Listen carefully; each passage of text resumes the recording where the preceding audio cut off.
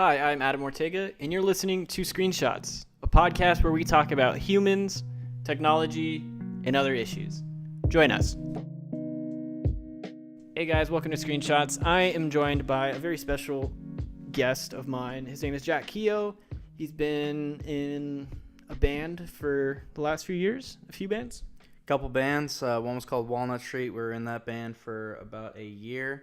And now I'm doing a project called Zero. I've got 2 songs out. One's going to be coming out here in the next couple weeks. Stay tuned. Stay tuned, guys. So listen, Jack is here. He's in the music industry. He has been in the music industry.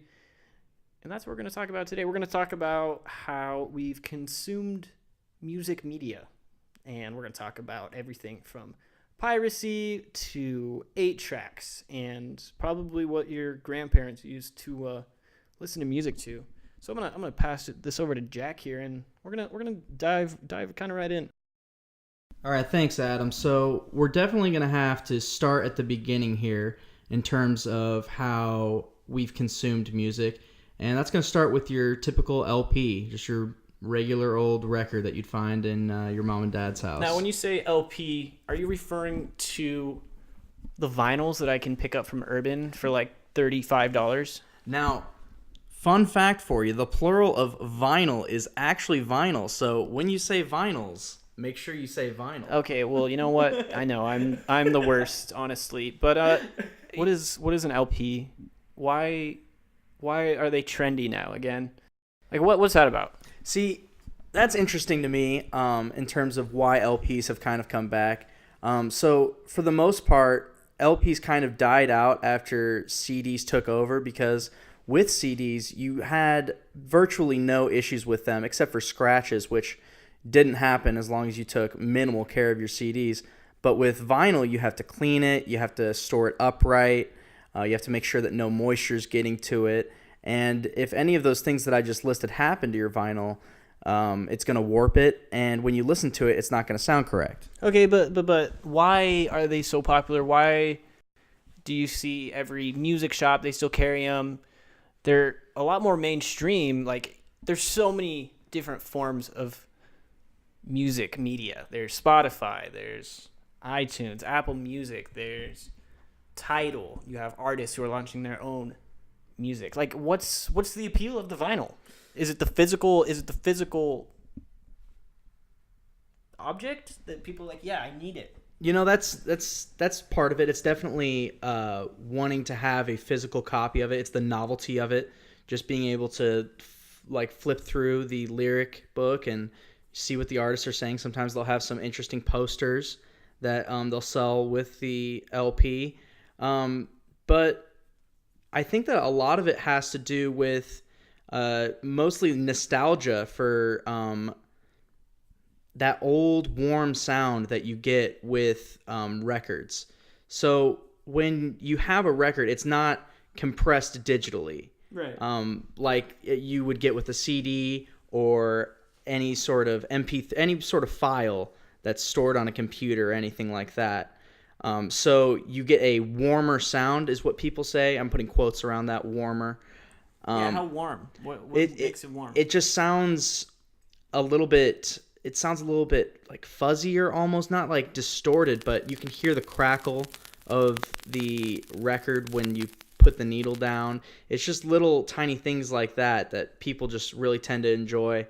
And there's an argument out there that you get with that warmer sound, you're getting a truer sound, so to speak, a sound closer to the original recording that the musicians themselves made. And that argument, I mean, there isn't really a right or wrong answer to it. Right. Okay. Well, here's my thing. Okay, so you have the physical appeal to it. I totally get that. Now, when artists were putting that out, it was based on how many, vinyls they sold, how many copies, the physical thing. But nowadays, it's on streams.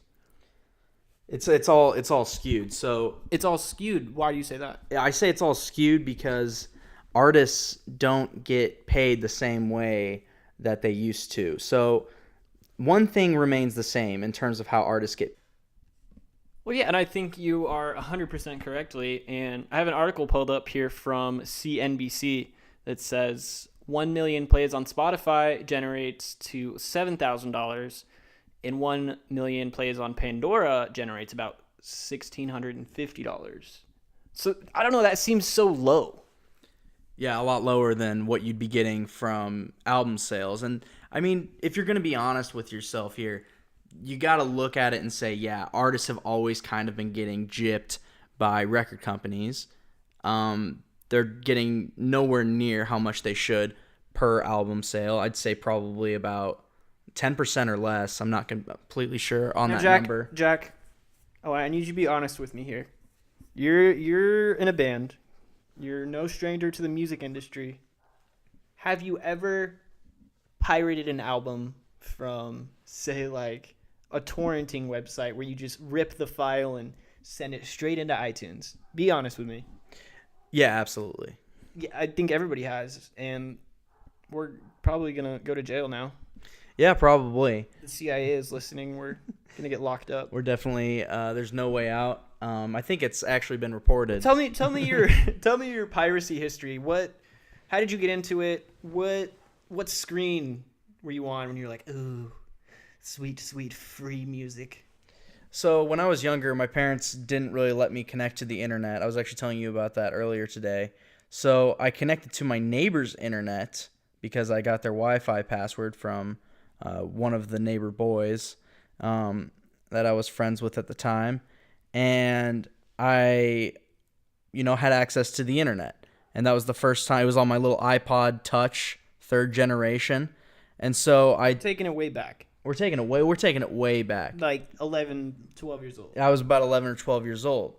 And the way that I'd been listening to music before is like I would sometimes buy a song on iTunes, or I would just buy the album itself and download it onto iTunes on my dad's computer with his supervision, of course. Oh, of course. But now I had the internet at my fingertips, and I could just download whatever music I wanted, supposedly for free. I had yet to find out for myself. I'd heard so many wondrous things from all my friends, and here I was. And so I just Googled, I think it was definitely it was a 50 Cent song. It was Into Club. That's definitely what it was. Oh my goodness. Yeah, so 2001, Get Rich or Die Trying, 50 Cent's debut album, kicking it back. That's pretty, honestly, really inspirational and brave of you to go onto the web and the World Wide Web like that.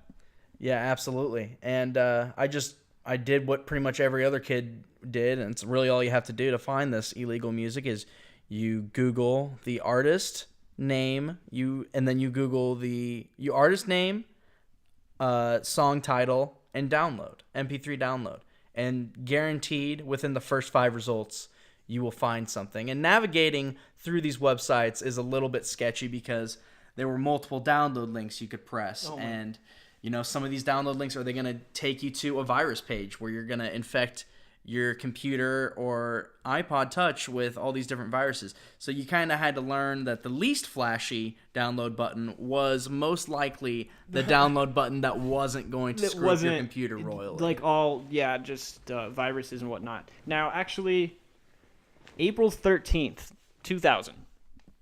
That's almost 19 years ago. Absolutely. And that's when the website sharing music company Napster was like, free Metallica album.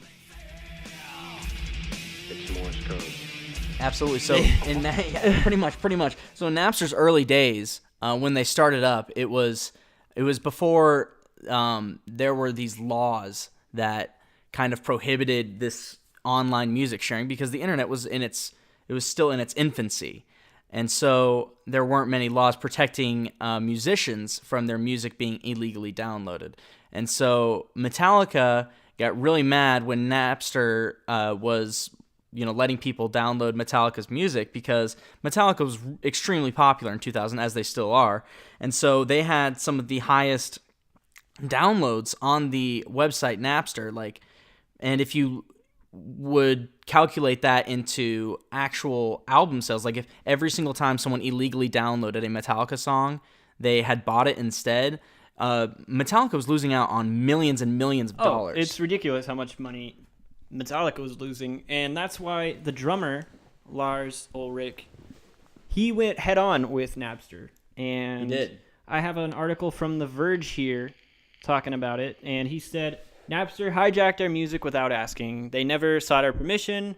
Our catalog of music simply became everywhere for free downloads on the Napster system. I mean, he did have a point, though. Absolutely. Millions of college students love Napster, and they needed the music. And that brings up a great point, Adam, because when you look at the ethicality of these things, like people downloading this music illegally, they're downloading it illegally because they're not millionaires, Adam. If they had the money to purchase the album, they would buy the album. So like you said, it was college students downloading this. That's all we have for the show today, guys. Thank you for tuning in, and we'll see you next time. Thanks for listening to Screenshots.